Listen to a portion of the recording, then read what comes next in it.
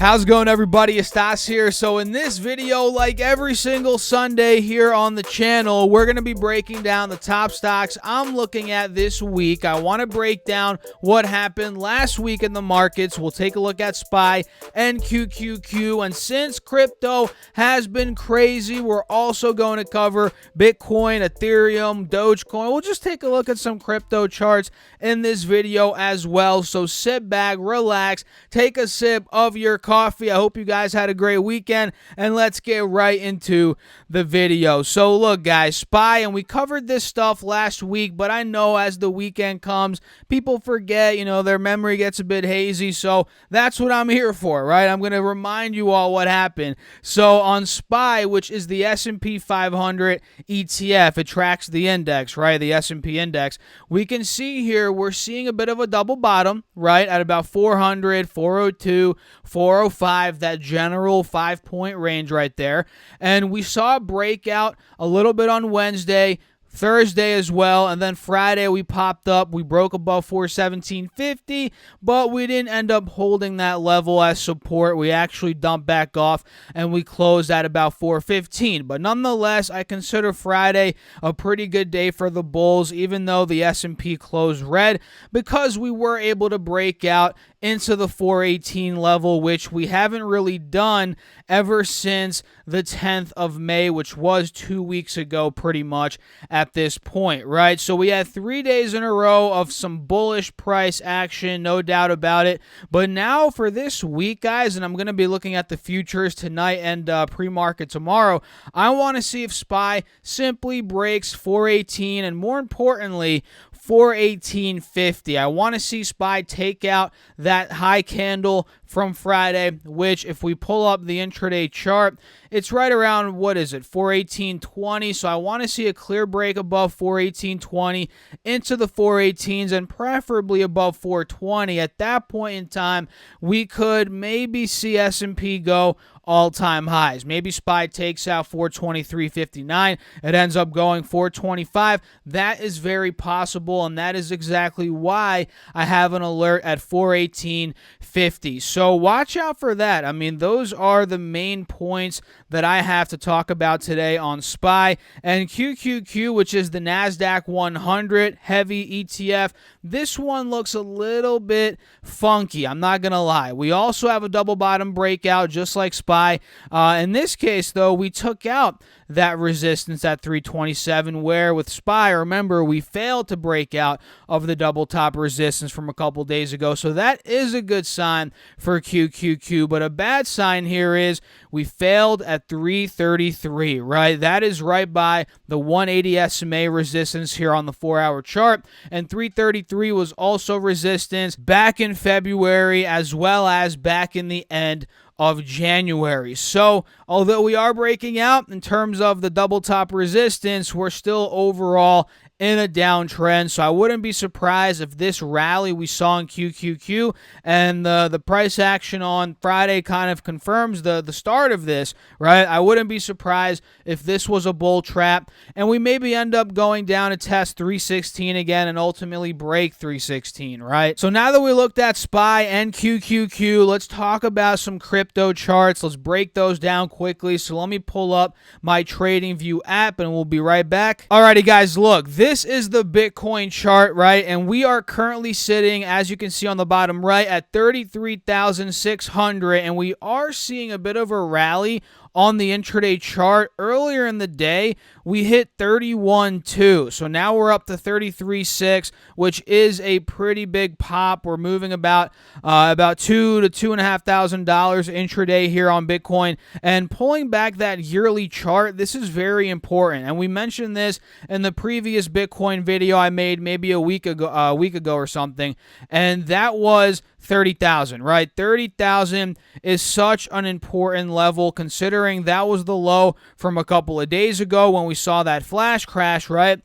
And it's also the low point from back in the end of January. So if we break 30,000 from a pure technical standpoint, we're probably going mid-20s. You know, I wouldn't be surprised if Bitcoin hit 25. Maybe it goes down even to about 20 on the lower end, which is pretty insane. But then again, it's the crypto market. You know, that could end up being the lower range, which, the lower end of the range, which was resistance back in the end of November, right around 20K. But more realistically, in the short term, 25, 25K, maybe even 28, 29 could be a spot where more buyers start to come in for another relief rally, maybe followed by more downside. So Bitcoin as of now is looking very weak. The monthly chart, we're still on a downtrend. 3-month chart, you guys can see we saw a bit of a top at 62 to about 65K. Then we dumped off with an aggressive dump happening pretty much the past 2 weeks. So that is the Bitcoin chart. Let's take a look at what's going on with Ethereum very quickly. This thing is getting destroyed. Right now it's sitting at 2,000. Earlier it was at 1,800. Its peak was at 4,300. So this one's down well over 50%. Same with Bitcoin. It's down a little bit over 50%. Dogecoin is another one which I don't really like talking about Dogecoin much, but hey, why not? It's the talk of the crypto town recently, right? So Dogecoin sitting at, well, is this even the right chart? Anyway, you guys can see Dogecoin's at 28 cents. If we pull up the Gemini price, we can see here, I'm probably butchering this because I don't really use TradingView that much other than when I look at the crypto charts. But you can see Dogecoin's on a straight downtrend. So what are your thoughts? I think Bitcoin, I think buyers could start coming in, like I said, 25K. And out of all the cryptos, I'm not a big follower of crypto, but out of all of them, Bitcoin is the one I follow the most, right? And if we do end up adding Bitcoin analysis to the videos, maybe 30 seconds to a minute to see what the chart's looking like on a day-to-day basis, which let me know if you guys want that down below. If we do start doing that, I'm going to just start breaking down Bitcoin. I don't want to dive into Ethereum, Dogecoin every video because at the end of the day, this is a stock market channel and I don't plan on branching off to crypto because quite frankly, I don't have a big interest in crypto. I believe Bitcoin is going to do well long term, right? The short term stuff, nobody knows. Long term, I think it'll do well. And the truth is, guys, I like stocks more. So enough with the Bitcoin and crypto talk. Let's get to some stocks now that I'm looking at for this week. And number one, we have Virgin Galactic. So let me pull up the chart here. This stock might end up going bananas this week considering their test flight was a success. This is very good news, guys. Their test flight was a success. And pulling up the chart here, you guys can see, well, in the past couple of months, Virgin Galactic hasn't done well, the stock that is, but the past couple of days, it has done well. And like I mentioned all the time on this channel, Virgin Galactic, the stock doesn't necessarily move on revenue beat, EPS beat, great guidance even. Well, guidance, that's a different story, but it doesn't move on EPS and revenue numbers. What it does move on is the big hype news events, right? The big milestones, like sending the ship to space initially, sending Richard Branson up, things like that. That's what moves the stock, and we're seeing a lot of hype right now considering we had a failed test flight a couple months back. So now that we come in, nail it, and the company's spacecraft named VSS Unity, which was carried up to an altitude of about 44,000 feet by a carrier called VMS Eve, and the aircraft then released the spacecraft, which fired its rocket engine and accelerated to more than 3 times the speed of sound. The fact that we just did that, it went smooth, everything went according to plan. This is a very good sign in the short term for the stock, but don't get it twisted, right? This could fizzle out. It very well could go up tomorrow, this whole week. It might shoot up a ton. Who knows?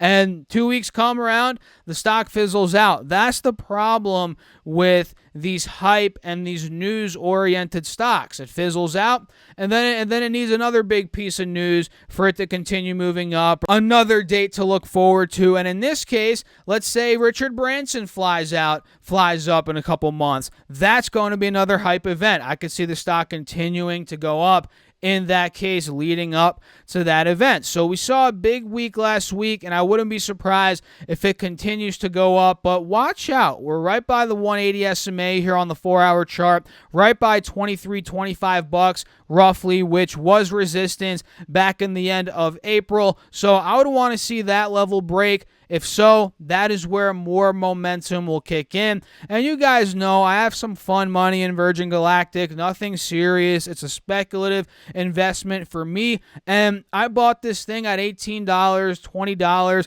My average is right around $20. And in fact, I bought it months ago before it ran up to 60. I didn't sell for a 3x gain. Call me an idiot, but here I am still holding on, and I plan on holding this for a couple years, which is why I didn't sell out for that quick 3x, because hey, who knows, the potential could be huge, but of course there's downside risk with this company as well. The next two stocks here, well, the next three, two of them are ETFs. These are gold oriented plays, so I like the way gold's been moving. We cover this a lot on the channel. You know, gold's done well. It's seen a rally from 1680, now broke above 1850. We're trading well above 1875, 1850 now. We're almost at 1900. So the bulls are pushing this thing a lot higher, and quite frankly, I don't think this is going to slow down in the short term. So the mining stocks and the ETFs are set to do well. I mean, look at what GDX is doing. We broke above $39, which was resistance in the beginning of January, right? And we got to about 40. And ever since we did that, we've seen a bunch of days of consolidation, some choppiness, which is always nice whenever we want to make a move higher, right? So I think GDX, as long as it holds 39, 39.50, which is roughly where it is now, I believe it's trying to make a move higher, as gold is very bullish. And I believe if we end up taking out, let's say 40, we go to 41, followed by 42, or rather 41.90, 42.05, which was that resistance from the beginning of November. So I think there's a lot of headway in GDX. In GDXJ, which is another one I'm looking at. This one is an ETF of junior miners, and this one does well when the price of gold is going up. Look at where it is right now. We saw a nice breakout above 52. We filled the gap up to 54.50, which was that high point from the end of January, and now we've seen some choppiness in the past 1, 2, 3, 4, 5 trading days, which, like I said with GDX, this could be setting up for a move higher, right? So if we take out 54.50, I'm going to put an alert right there, right? This could end up filling the gap to 55.90, 56 bucks, followed by $59 per share. So there's some upside. There's about 6-7% upside if we're looking at this from a short-term swing perspective. And the next one, you guessed it, is another mining company, Freeport-McMoRan, ticker symbol FCX. This one hit a high recently of 46 bucks. That was about 2-3 weeks ago. Now we're trading a little bit above $40. So we're down in the short term about 11-12%. And as of last week, look, we're not fully breaking out, looking to push for those highs again, but we have proven the past 1, 2, 3 days that we've held 40 bucks, we're consolidating, and now we just need to see volume and buyers step in. We need to see the buyer step in to push this above the high point from Friday. 41.75 is that point. So I'm going to put an alert at about 42, let's say, for FCX. If it takes that level out, we break out, in other words, right?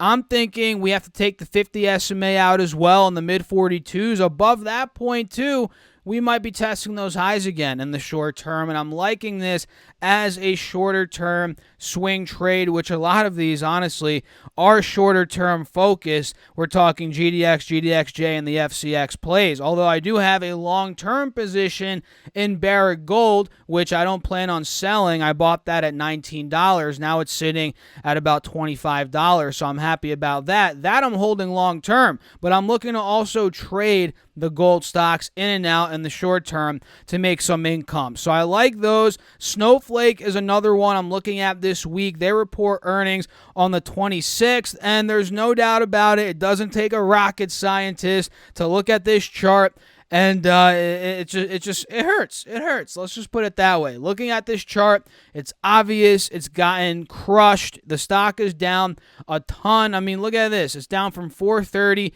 to 180. Well, it's now at 230, but at the low point, it was at 180. That marks a roughly 60% drop from the top to the bottom. And as of late, we saw the markets kind of rebound. SPY, QQQ the past 2 or 3 days. Snowflake's also rebounded from 183. Now, like I said, it's at 230. And the thing here is, this could be a breakout because it is trading above the moving averages, but I'm not too convinced yet. I'm scared that it could also be a bull trap. It very well could be a bull trap. And especially if we fail, let's say, breaking out of the high point from all the way back from the end of March, and that's at about 240. If we fail at 240, which we did last week, 2 straight days, 235 too, that's going to be a sign that it might be a bull trap and we could be heading back down and back under those moving averages, which would not be a good sign. So for Snowflake, I think it could be a tradable stock this week, but we must break 240. Buyers need to step in. So I'm going to set an alert at $240 for Snowflake. CRM is another one I'm looking at. This one's Salesforce. They report earnings on the 27th. So what day is that? Wednesday, Thursday, one of those days, guys. And CRM also rallied quite a bit the past couple of days from 204 to 205 up to 225. It saw a push of close to 8-9%. And like I said, they report earnings, and overall, on this chart, we're noticing a very distinct downwards trending channel. Lower lows, lower highs, our low point being at 200, our high point being at 277. And right where we are right now, we're about to test that lower high spot. Whether it's at 228 where we are now, or 222 rather, whether it's at 228, 230, right? We're going to test the lower high spot. And if we fail, we start dumping back towards the moving averages, and especially under the moving averages. That's a sign the downtrend is going to continue. But the second CRM breaks out of the downtrend channel, we break above 240 as well, which was that high point from the end of April. I think this thing could start to take off. Combined with good earnings, good guidance, good EPS, revenue, all that good stuff, that could be a recipe in the short term for this to take off. But without that, we might be going back down. So we have to wait. And one of my principles for trading is don't trade the earnings. I mean, that's what I do. Sometimes, yes, if I'm in a longer term swing, I might hold through earnings. But if I'm looking to do some short term stuff, we're talking a week, 2 weeks away, maybe options, calls, or puts,